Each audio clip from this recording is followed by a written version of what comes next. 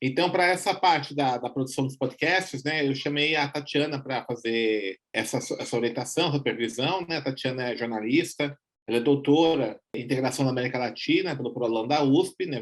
Foi minha orientanda também no mestrado e também na especialização.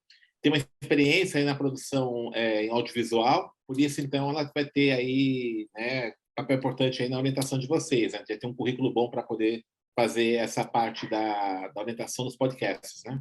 Boa noite a todas e todos. O professor Denis já me apresentou. Eu quero primeiro agradecer o convite do professor Denis, do Célio, para estar aqui hoje. E fiquei muito feliz de poder dar essas aulas para vocês.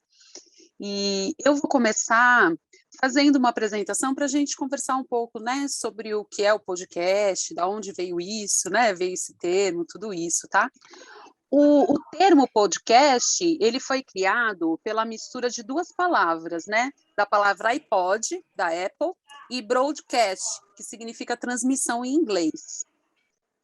O podcast, ele pode ser ouvido enquanto nós estamos fazendo outras coisas.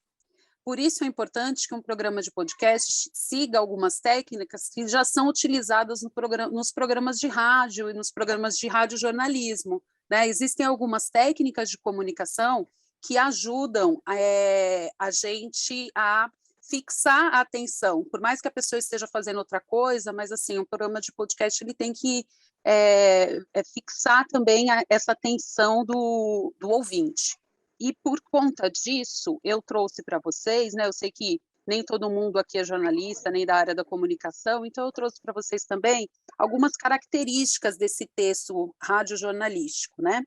Então, a primeira característica é a objetividade, né? Porque esse texto ele tem que ser compreendido imediatamente.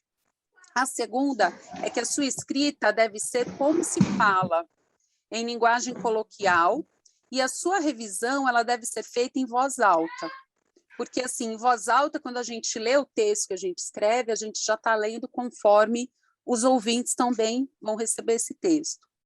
Simplicidade, né? Porque o texto tem que ser escrito de uma forma bem enxuta e concisa, com frases curtas, né? Uma ideia em cada sentença. A gente tem que conduzir o ouvinte através da notícia, através do texto que a gente está falando.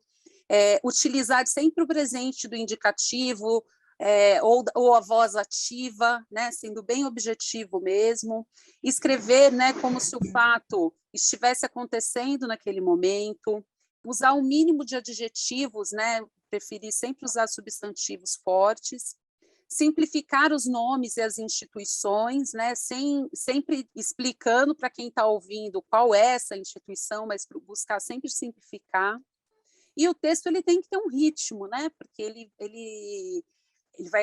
tendo um ritmo, ele fica muito mais agradável ao ouvido. E aí, né, dentro dessas características, a gente tem uma forma de medir o tempo do texto.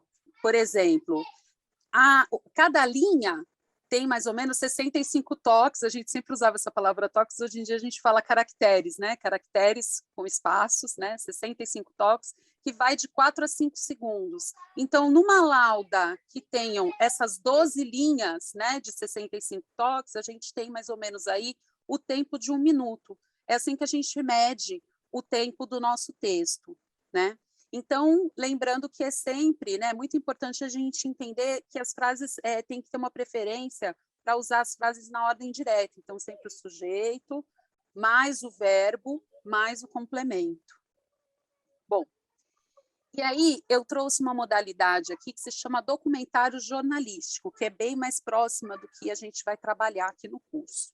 Então, o documentário jornalístico é uma modalidade que é comparável a uma reportagem cinematográfica, né?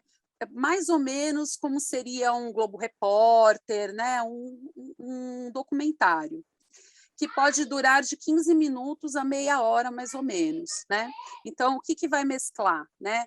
Primeiro, a pesquisa documental e a medição dos fatos em loco, né? Essa apuração da notícia. Depois, comentários de especialistas e das pessoas relacionadas ao tema ou envolvidas no acontecimento.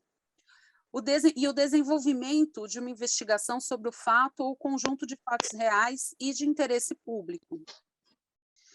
Bom, e aí eu trouxe as etapas de realização do podcast. Primeira fase de pré-produção, que é a definição do tema do programa. Depois, elaboração das pautas com indicações de fontes, documentos, instituições, organizações, comunidades, especialistas ou pessoas relacionadas à pauta. Depois, uma divisão de tarefas, né? Quem que vai ficar responsável por cada pauta. Depois, a apuração dos fatos, né? Uma vez que você está com a sua pauta para escrever o seu texto, conferir sempre todas as informações buscando fontes confiáveis. Essa etapa é muito importante, né? A etapa de apuração é uma das etapas mais importantes no jornalismo, porque se a apuração não for bem feita, né, a gente vai propagar fake news, inclusive, né? A gente vai propagar inverdades, né? Uma apuração ela tem que ser muito bem feita.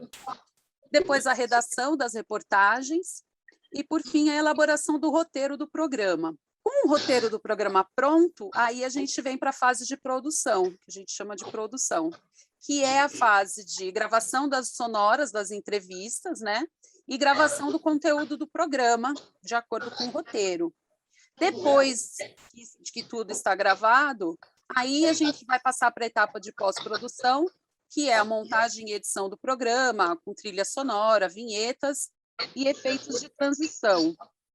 Eu fiz essa introdução, né, mais para a gente entender, né, como que é esse processo, né, de estruturação do podcast, e trouxe aqui alguns exemplos para a gente ouvir. Eu trouxe mais exemplos, né, mas antes de mostrar, eu queria explicar, falar com vocês sobre a percepção que a gente tem, né, ouvindo. A gente ouviu 4 programas diferentes, com concepções diferentes, né, com linhas editoriais diferentes, voltado para públicos diferentes, né, esse último, inclusive, para crianças, né, com uma linguagem para o público infantil, com uma sonoridade para o público infantil. Então, tudo isso é muito importante da gente pensar quando a gente vai fazer a concepção, né, do nosso podcast. Né, para que público que vai, quem nós queremos, né, com quem nós vamos dialogar, quem que vai estar do outro lado nos ouvindo, isso é super importante, né? E observem como que os efeitos sonoros eles vão trazendo esse ritmo da fala, né? Que eu disse anteriormente, esse ritmo no texto, esse ritmo da fala. Algumas vezes tem alguns efeitos sonoros que vão chamando a atenção, né? Às vezes a gente está ali distraído fazendo alguma coisa em casa e tum, né? E ouve um som e peraí, né? Esse conteúdo, né? Para entender que, de fato, né, esse meio quente, né, que é o rádio, né, o podcast ele é totalmente derivado do rádio, né, ele até na sua forma mesmo de produção, né, ele é um programa de rádio que pode ser ouvido a qualquer momento, a diferença é essa, né, que os programas de rádio geralmente a gente parava aquele horário para ouvir, né, mas o podcast tem essa possibilidade da gente parar, da gente voltar, que no rádio não tem, né? No rádio a gente tem que tomar um cuidado muito grande de apurar e de não dar nenhuma informação errada, porque a pessoa não tem, né? Não dá para ela voltar e ouvir de novo, né? Como no podcast. Então, eu ainda vou passar para vocês mais alguns programas que eu acho que são bem interessantes e bem diferentes, porque eu acho que é importante, assim, daqui para frente, vocês começarem a ouvir, né, e a prestar atenção nesses formatos. Eu acho que é importante para a gente pensar na concepção do podcast que a gente vai fazer aqui.